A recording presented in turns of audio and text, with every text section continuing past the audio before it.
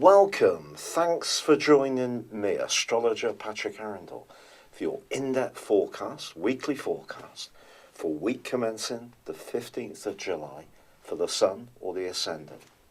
If you've yet to subscribe to my channel, I'd be really grateful if you did so now. This week, put simply, could be one of the most potent and powerful of the whole year. In the first half of the week, we see the Sun in opposition to Pluto.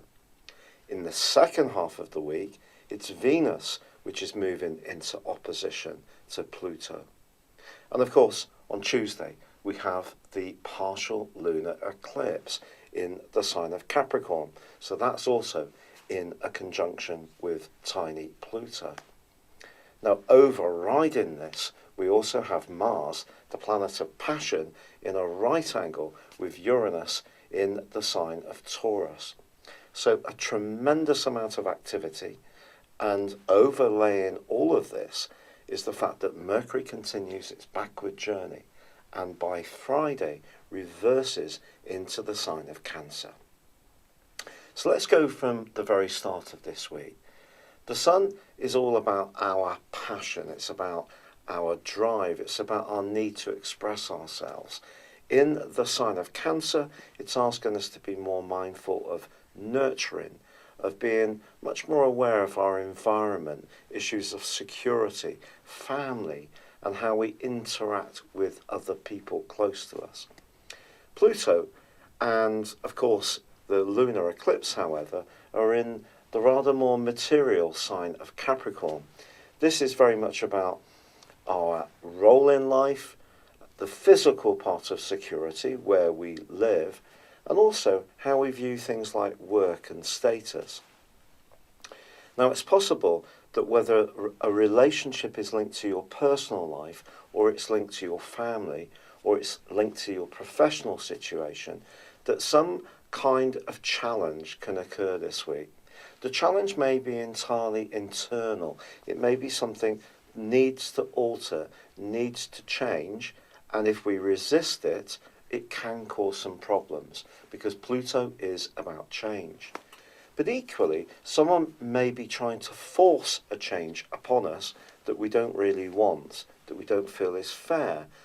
For example, it could be an employer who wants to change our terms and conditions in a way which is not very pleasant, and that may be something which naturally we'd want to question, especially if it leads to working less social hours or not earning as much.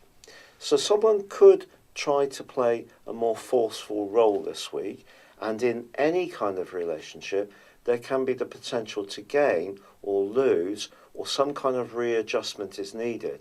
The readjustment can be entirely inside of ourselves, or it can be in our physical situation that some kind of alteration may be needed.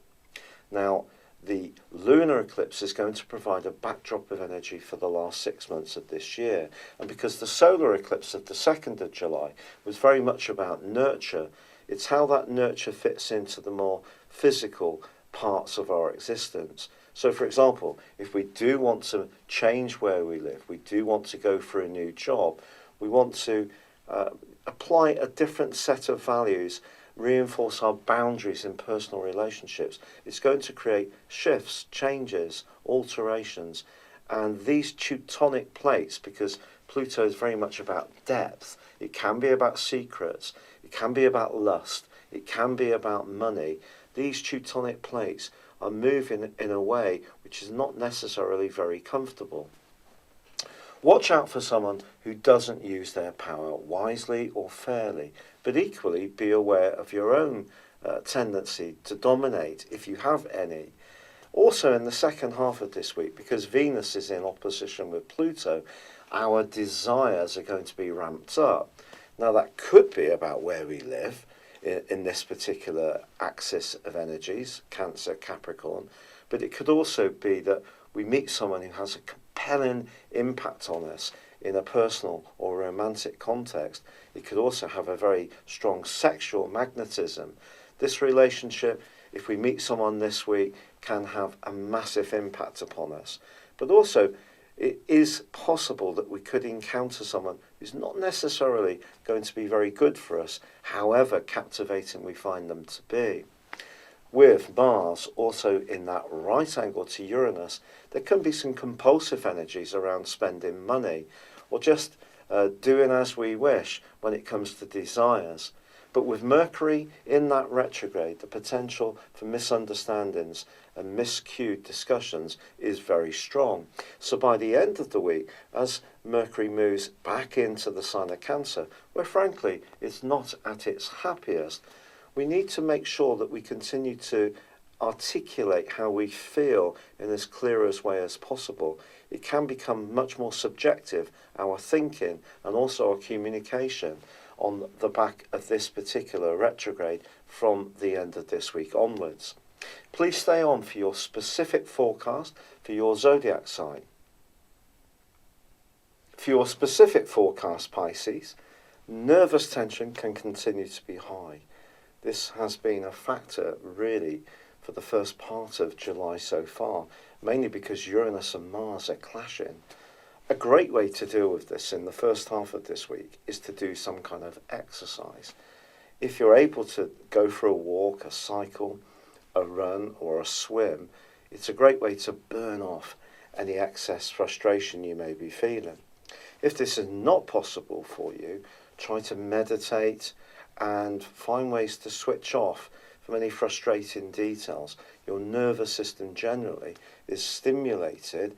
You're wanting to achieve a lot, but don't try to achieve too much. Pace yourself. But there is also that matter of that Mercury retrograde.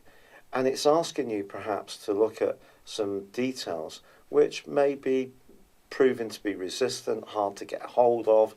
Perhaps there have been crossed wires. Someone may not have been particularly cooperative. But the good news is that the lunar eclipse this week does give you an opportunity to think about how you're utilising your talents. Are the things that really mean a lot to you at heart level, are you really embracing them? The moon is very much about how we receive, and it's the case in its conjunction, the lunar eclipse with Pluto, that you can be very conscious of your contacts with other people. If these seem to be not as sweet as you would like, the second half of this year does give you an opportunity to work on this, to network more, to take up new interests, to try to mix and mingle. If you are someone who's quite reserved, that of course can be somewhat of a challenge. But Venus's opposition to Pluto in the second half of this week may actually serve up a prime opportunity to connect with someone. It's just pushing outside your comfort zone. But equally, Mars and Mercury are very much to do with practicalities, whereas the Sun and Venus are much more to do with your desires. And with Pluto in the mix, some of these can be ramped up. But it's just finding the strategies, certainly in dealing with your everyday responsibilities and obligations, but ensure you're not almost making excuses or constructing a case in your mind of why you can't do things. This is a time to engage with people, even if it means you speaking your truth more clearly. It's been a real pleasure being with you. I'd love it if you would like or comment, or as I said before, subscribe, or please check out in the link below my personal horoscope store. But for now, good luck and goodbye.